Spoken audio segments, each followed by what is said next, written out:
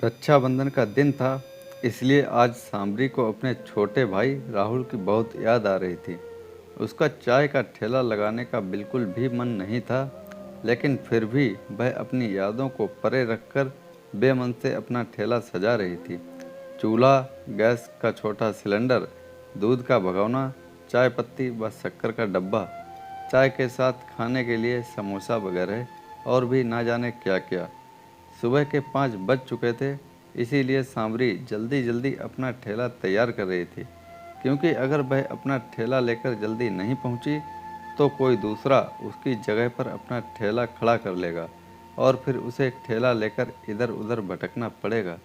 दूसरी बड़ी वजह यह भी थी कि सुबह सुबह सांवरी की चाय की बिक्री अच्छी हो जाती थी, क्योंकि सुबह सुबह चौराहे पर काम पर जाने वाले मजदूरों की अच्छी खासी भीड़ रहती थी और वहीं से लोगों को काम करवाने के लिए मजदूर भी मिल जाते थे। उनमें बहुत से ऐसे मजदूर भी थे जो सांवरी की हर रोज़ चाय ज़रूर पीते थे, जिससे उसकी कुछ आमदनी भी हो जाती थी। पहले सांवरी को चाय का ठेला लगाने में बहुत शर्म महसूस होती थी, लेकिन पेट की आग, माँ की बीमारी और मजबूरी की जंग के बीच उसकी शर्म हमेशा हार जाती थी। ठेला तैयार होते ही सांवरी माँ के पास पहुँची। वे अभी सो रही थीं, इसीलिए उसने उन्हें जगाना उचित नहीं समझा और वह चुपचाप कमरे से बाहर आ गई। आज कितने दिनों के बाद माँ को गहरी नींद में सोते देखकर सांवरी को बहुत सुकून महसूस हो रहा था। वे बेचारी सो भी कहाँ पाती हैं, बस दर्द में कराहती रहती हैं। एक वक्त था जब सांवरी भी दूसरी लड़कियों की तरह ही अपने बाबूजी, माँ और अपने छोटे भाई राहुल के साथ शहर से सटे छोटे से गांव में खुशी खुशी रहती थी।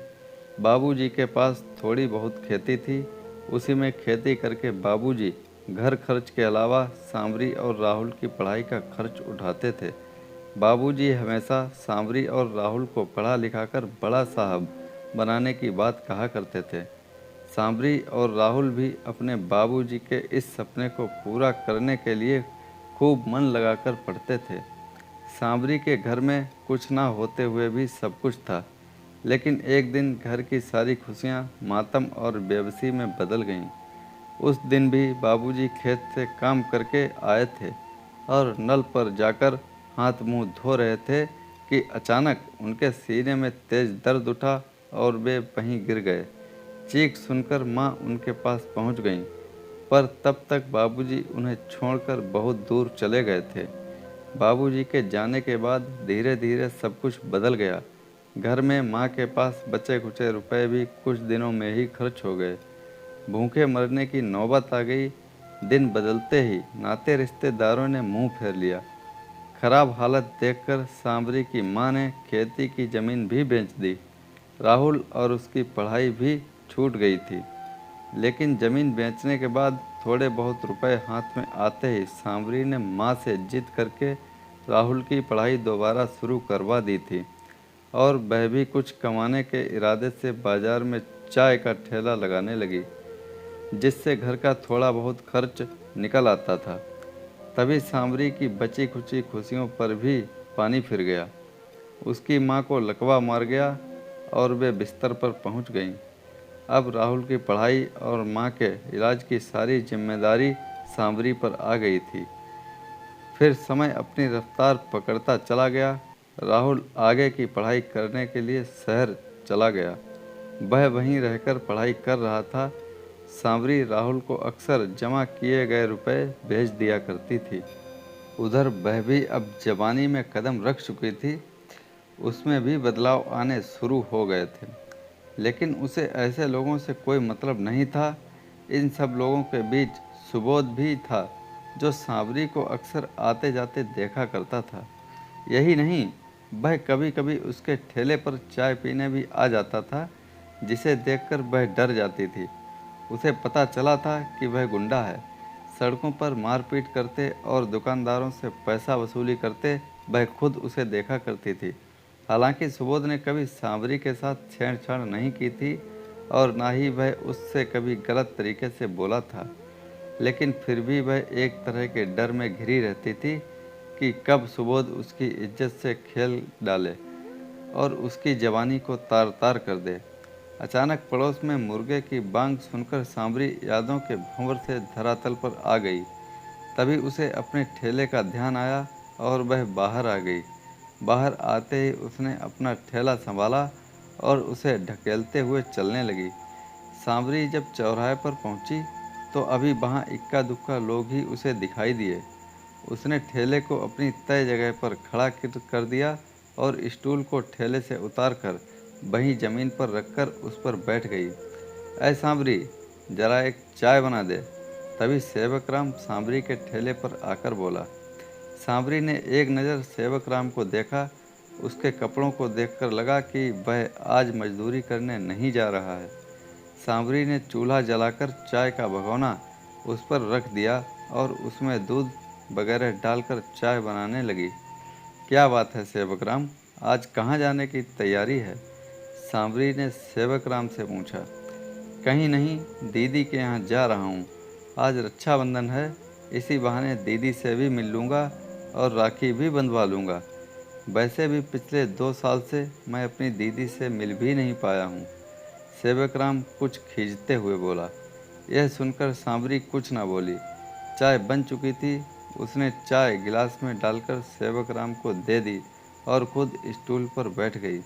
सेवक राम ने सांवरी को राहुल की याद दिला दी थी और उसका मन राहुल से मिलने को होने लगा था।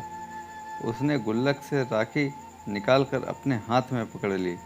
उसे मालूम था कि आज फिर उसकी खरीदी हुई राखी राहुल की सूनी कलाई की शोभा नहीं बढ़ा पाएगी, क्योंकि राहुल शायद उसे कब का भूल चुका था। आज भी राहुल के कड़वे शब्द उसके कानों में गूंज रहे थे। अचानक एक बार फिर सांवरी यादों के भंवर में उलझ गई। कितनी खुश थी वह उस दिन, जब उसे पता लगा था कि राहुल पूरे 5 साल के बाद घर वापस आ रहा है। राहुल ने ही उसे बताया था कि उसकी एक बड़ी कंपनी में नौकरी लग गई है, जहां वह मैनेजर है। यह सुनकर सांवरी को लगा कि आज राहुल ने बाबूजी और उसके सपने को सच कर दिया और वह जिंदगी में कामयाबी की पहली सीढ़ी चढ़ गया है। सांवरी को अब लग रहा था कि उसका छोटा भाई आते ही उसके सारे दुख दूर कर देगा और उससे कहेगा, दीदी अब यह चाय बेचने का काम तुम नहीं करोगी। अब तुम्हारा और माँ का ख्याल मैं रखूँगा और तुम आराम करोगी। राहुल के घर आने की खबर मिलने की खुशी में सांवरी ने अपना चाय का ठेला भी नहीं लगाया। उसके अगले दिन रक्षाबंधन का त्यौहार था, इसीलिए सांवरी ने बाजार से एक अच्छी सी राखी भी खरीद ली थी, जो वह अपने प्यारे भैया की कलाई पर बांधेगी। दोपहर के तकरीबन 1 बजे राहुल घर आ गया। राहुल को देखकर अनायास ही सांवरी उससे लिपटकर रो पड़ी और उसकी सूख चुकी आंखों से धारा बह निकली। किसी बड़े साहब से कम नहीं लग रहा था उसका भाई। आखिर मन हल्का होने पर उसने राहुल से हालचाल पूछा और फिर माँ के पास उसे बैठाकर वह चाय पानी का इंतजाम करने लगी। उधर राहुल माँ से बातें करने लगा। राहुल के आने पर माँ भी अपनी बीमारी को भूलकर उससे बातें करने की कोशिश कर रही थी। आज उनका चेहरा भी खुशी से दमक रहा था, लेकिन आज सांवरी को राहुल कुछ बदला बदला सा लग रहा था। वह काफ़ी देर से राहुल को नोटिस कर रही थी कि वह उससे कटा कटा सा है। सफ़र की थकान होगी, ऐसा सोचकर उसने राहुल से कुछ नहीं कहा था।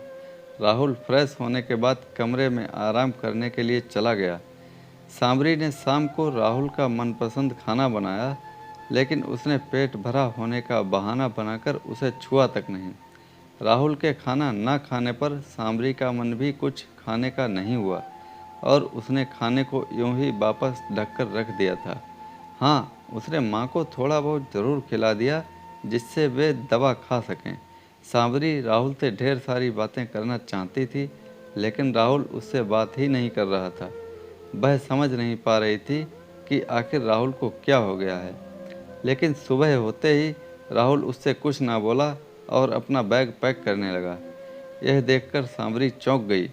उसने राहुल से बैग पैक करने की वजह पूछी तो वह एकदम गुस्से से चीख पड़ा। मुझे नहीं रहना तुम्हारे घर में, जहाँ कोई वेश्या रहती हो।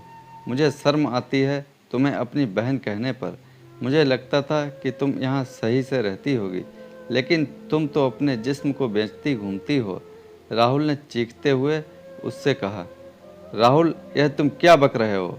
राहुल की बात सुनकर सांवरी का खून खौल उठा था और उसने एक जोरदार थप्पड़ राहुल को मार दिया। मैं यहाँ कोई ऐसा गलत काम नहीं करती हूँ कि जिससे तुम्हारा सर शर्म से नीचे झुक जाए। मैं मेहनत करती हूँ और चाय बेचकर माँ का, अपना और तुम्हारा पेट भरती हूँ। अपना जिस्म नहीं बेचती मैं। और सुनो, मैं तुम्हारी पढ़ाई का खर्च भी चाय बेचकर ही उठाती थी। आज तुम जो कुछ भी हो, इसी की बदौलत हो, समझे तुम? सांवरी गुस्से से राहुल को बोलती जा रही थी, लेकिन यह सब बोलते हुए उसकी आंखों से आंसुओं की झड़ी बहने लगी थी। सांवरी को सपने में भी उम्मीद नहीं थी कि उसका छोटा भाई राहुल उससे इस तरह बात करेगा और उस पर भद्दे इल्ज़ाम लगाएगा। सांवरी की इज्जत पर अभी तक किसी तरह की आंच नहीं आई थी, लेकिन आज उसके अपने छोटे भाई ने ही उसकी इज्जत को तार तार कर दिया था। उधर राहुल सांवरी का थप्पड़ खाने के बाद एक पल भी वहां नहीं रुका और अपना बैग उठाकर घर से बाहर चला गया। सांवरी ने भी राहुल को रोकने की कोशिश नहीं की। उसके बाद कितना वक्त बीत गया था, लेकिन राहुल ने सांवरी और माँ की कोई खोज खबर नहीं ली थी। राहुल ने भाई बहन के बीच की डोर को भी तोड़ दिया था, लेकिन रक्षाबंधन का त्यौहार आते ही सांवरी को राहुल की याद कुछ ज़्यादा ही आने लगती थी। लेकिन राहुल के कड़वे शब्द उसके सीने में आज भी तीर की तरह चुभते थे। सांवरी! तभी किसी की आवाज़ सुनकर सांवरी चौंक गई। उसने देखा कि सामने सुबोध खड़ा हुआ था।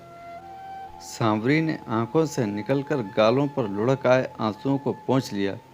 सांवरी सुबोध को देखकर समझ गई कि वह चाय पीने के लिए ही उसके ठेले पर आया हुआ है। उसने उससे बिना पूछे ही चाय बनाने के लिए चूल्हे पर चढ़ा दी। सांवरी, मुझे आज चाय नहीं पीनी, मैं किसी और काम से आया हूँ तेरे पास। सुबोध सांवरी से बोला। फिर क्या काम है मुझसे? सांवरी ने हैरान होकर पूछा। क्या तुम मुझे अपना भाई समझकर मुझको राखी बांध दोगी? मेरी कोई बहन नहीं है। मैं जब भी तुम्हें देखता हूँ तो मुझे लगता है कि जैसे मेरी छोटी बहन मेरे सामने आ गई हो। सुबोध ने अपना हाथ आगे बढ़ाते हुए सांवरी से कहा। सुबोध की बात सुनकर सांवरी उसे देखती ही रह गई। उसे सुबोध की बात पर यकीन नहीं हो रहा था कि जिसे उसने इतना गलत समझा था, वह उसे किसी तरह की गलत नज़रों से नहीं, बल्कि छोटी बहन के रूप में देखता था।